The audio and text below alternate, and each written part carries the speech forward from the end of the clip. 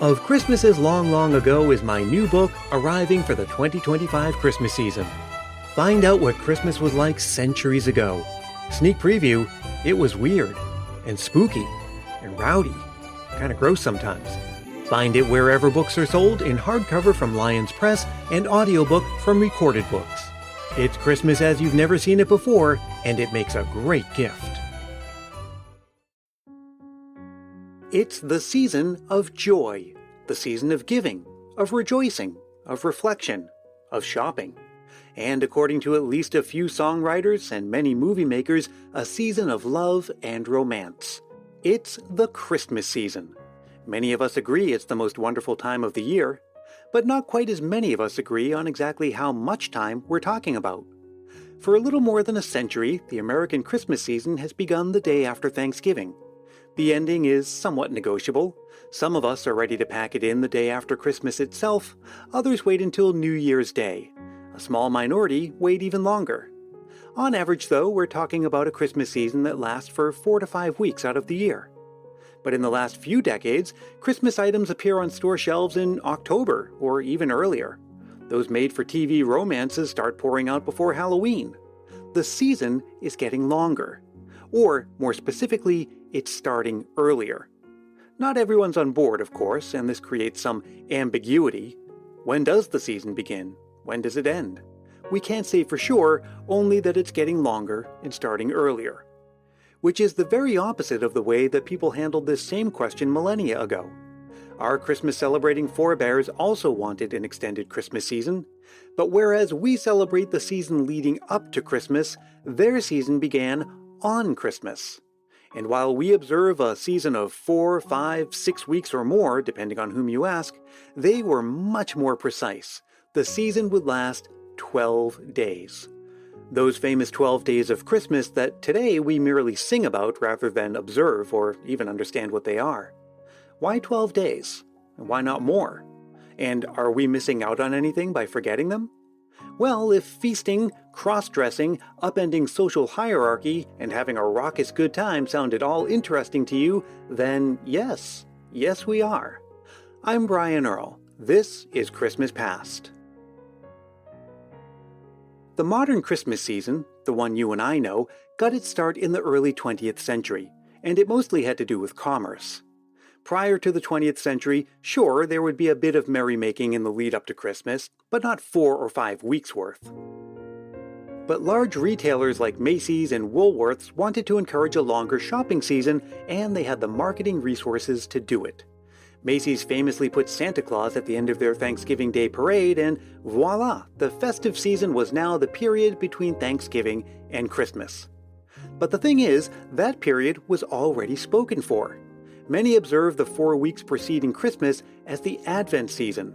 Advent is also about the lead up to Christmas, but in a decidedly different way, and some say a better way. There is a genius to using the period prior to Christmas as Advent, a time of joyful preparation, but a time of preparation, a time of some restraint.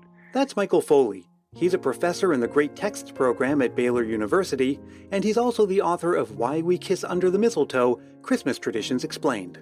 And then, for those 12 days, you just let out all the stops and have that unbroken period of merriment.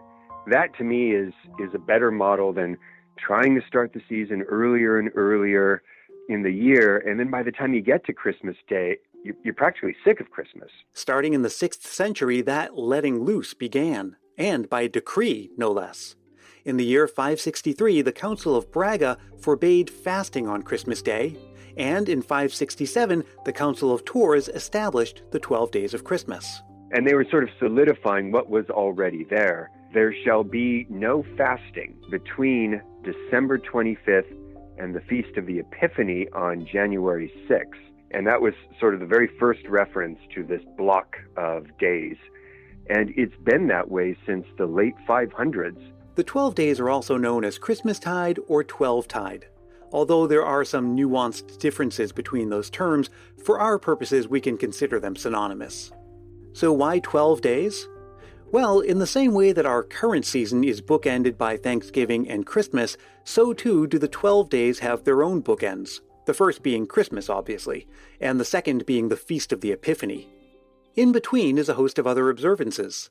St. Stephen's Day on December 26th, commemorating the martyred saint, Childermas on the 28th, corresponding to the Massacre of the Innocents, New Year's Eve on the 31st, New Year's Day on January 1st, which also honors Mary and marks the circumcision of Jesus, and then there's Twelfth Night, best known these days as the title of a play by William Shakespeare, but that title refers to the celebration preceding the observation of the Epiphany when the Magi visited the Christ child. Now remember I said earlier that in older times the length of the season was a lot more specific and decisive. That's definitely true, but there are some slight differences based on regional traditions and denominational specifics. Historically, there were some churches in the East that celebrated the visit of the Magi on January 6th, and even the birth of Christ on January 6th. Then in the West, the birth of Christ was always celebrated on December 25th. So when the two calendars kind of came together, a compromise was made. All churches will celebrate the birth of Christ on December 25th, but we will celebrate his manifestation to the Gentiles on January 6th. The confusion is, what do you consider Twelfth Night to be? Is the 12th night of Christmas the evening of January 6th, or is it the evening of January 5th? Most people tend to think of Twelfth Night as the evening of January 5th, and therefore 12th day would be January 5th, and therefore Epiphany technically is not within the 12 days of Christmas. Are you confused? It's okay if you are. It does get a little confusing.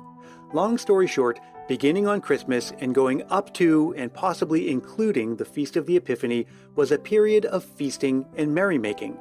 And it was a form of merrymaking that has largely disappeared from modern Christmas.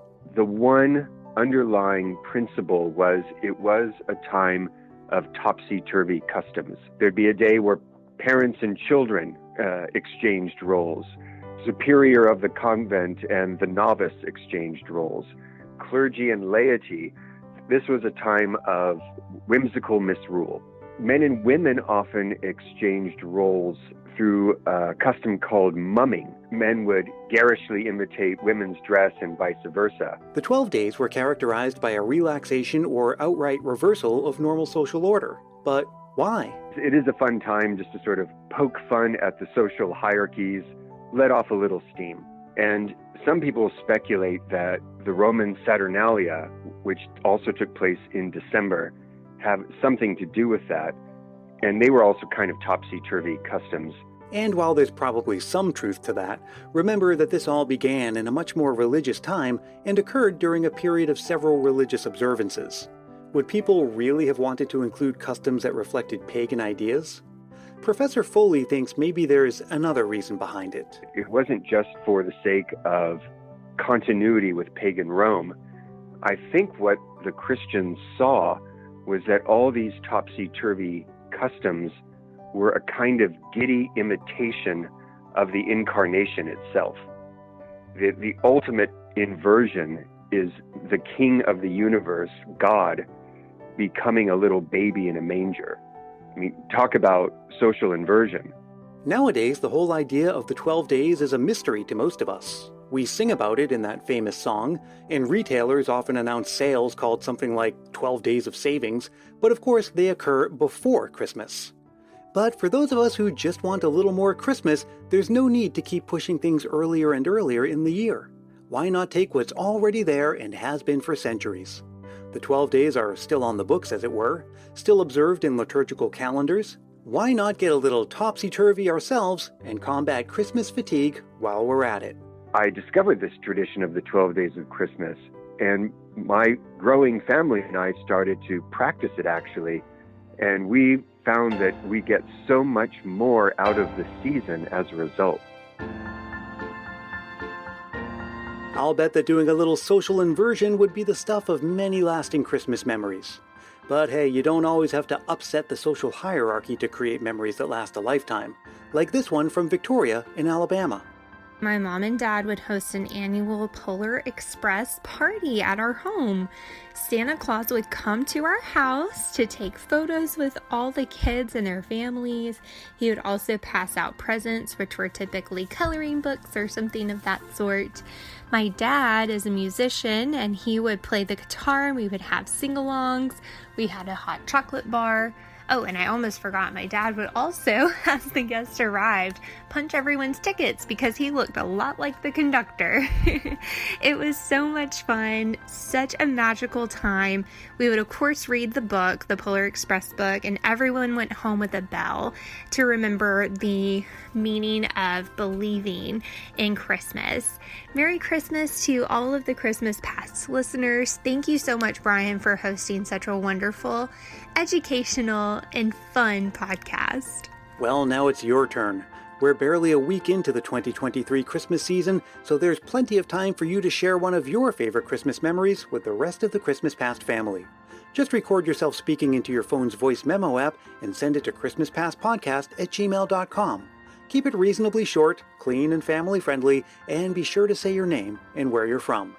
Christmas Past is produced in wonderful Willow Glen, California by yours truly, Brian Earl. Thanks to Michael Foley. Check the show notes to this episode for a link to his book. Thanks also to Victoria in Alabama, and as always, thank you for listening. You can drop me a line anytime, and I sure wish you would, whether it's with a Christmas memory or just to say hi. Again, you can find me at christmaspastpodcast@gmail.com. I'm also on Facebook, Twitter, and Instagram, and hey, if you haven't joined our private Christmas Past Facebook group yet, you're missing out on our year-round family celebration. And hey, if you're really feeling the Christmas spirit, why not help more people discover the show? It's as easy as telling a friend about it or leaving a review on Apple Podcasts. If you do leave a review, I'll send you a Christmas Past sticker, and a handwritten Christmas card is my way of saying thanks. Reach out for details. And until we meet again, may your days be merry and bright.